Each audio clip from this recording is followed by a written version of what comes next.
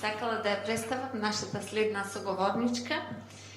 Тоа е госпоѓа Изабел Де Кан, моја лична пријателка, која што во овие 2 години, откако ја познавам, внесе нова светлина во мојот живот и нова надеж за еднината на пациентите со цистична фиброза. Изабел самата има цистична фиброза. Ќе ви раскаже нешто повеќе за тоа. Благодарам. Yes, it worked. Good morning, everybody. A few months ago, I attended a function and I was talking with a person I know. She's a Macedonian generalist doctor. She was working abroad. She travels a lot. She's curious and has an open mind. We met already several times in various occasions, and that day we were just talking about general subjects. We were discussing about health, and we started to talk about CF, the treatment, and the needful drugs.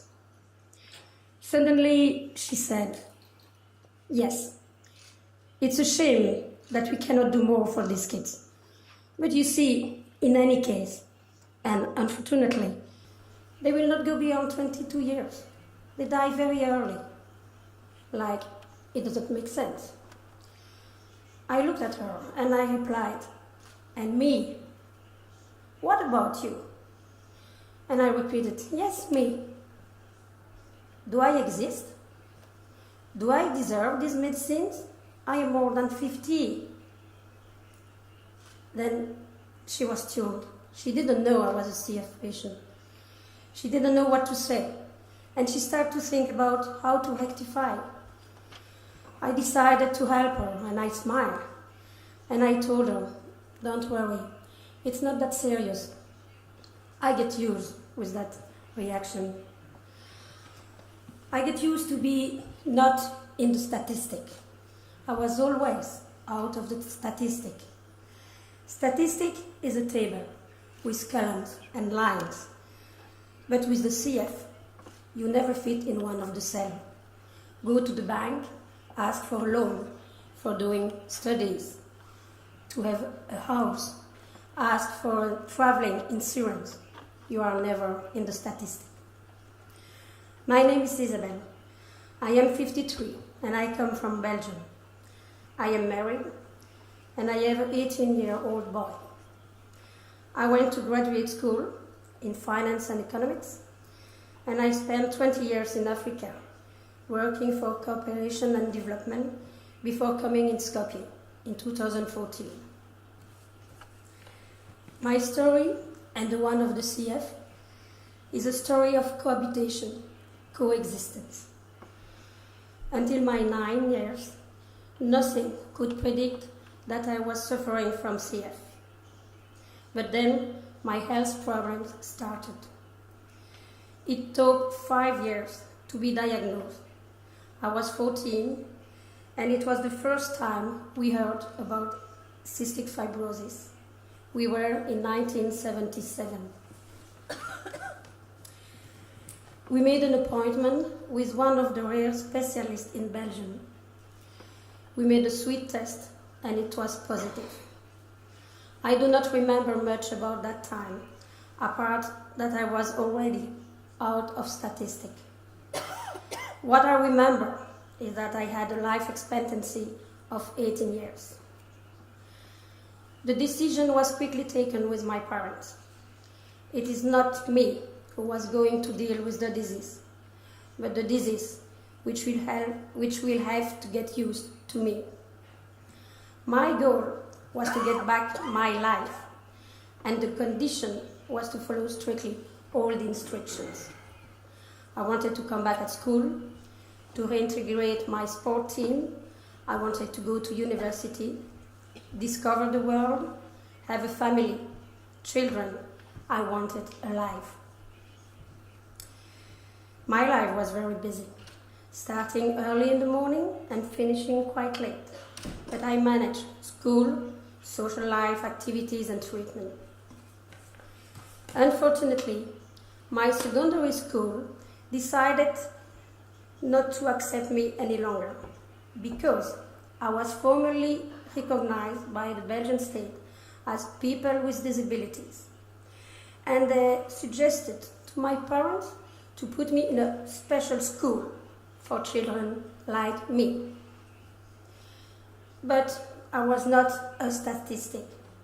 We found a school where everybody was welcome, with or without problems, and I finished high school. I was just 18, and I was still alive. At the university, I heard that people like me could repeat several times the same year, because in any case, either they will never finish their studies, or if they do, they will certainly not work in the real world. But I was still not in the statistic, and I finished my studies. At that time, the Belgian CF Association was a timid association in which I could not recognize me. Money was collected regularly during some events, but the key issue for me was the lack of awareness campaign. The people didn't know what is cystic fibrosis. Being already active in several student associations, my close friends supported me, and we created an association whose aim was firstly to communicate positively on CF, and secondly to promote home care in Belgium for the CF through IV treatment at home. We worked closely with the support of the Belgian Association and with the collaboration of the French Association. We were greeted by small municipalities and big towns in sports halls, schools, fire stations, and many other places. We involved community service like Rotary, Lions. We were always welcome while organizing roundtable, special nights where we exchanged freely about CF with all the participants invited by the organizer in each and every place.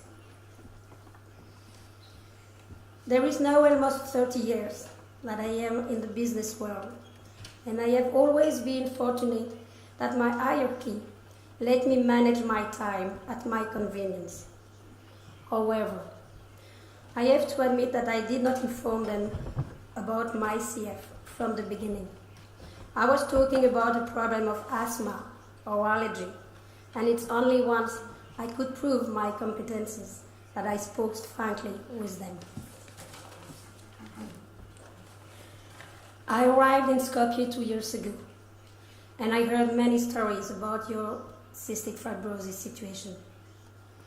I met Snezana, the president of the association, and for me it looks like the Titan battle. She never gave up. You will certainly say that we are not in Europe, in European Union. Things are different. It's true.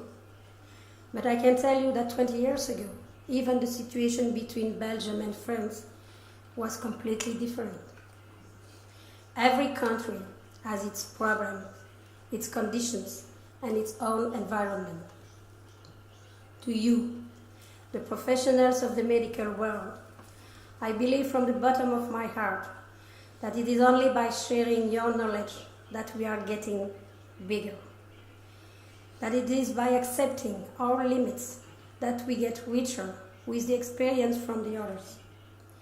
It is by bringing all your knowledge that you will improve the living conditions of the children.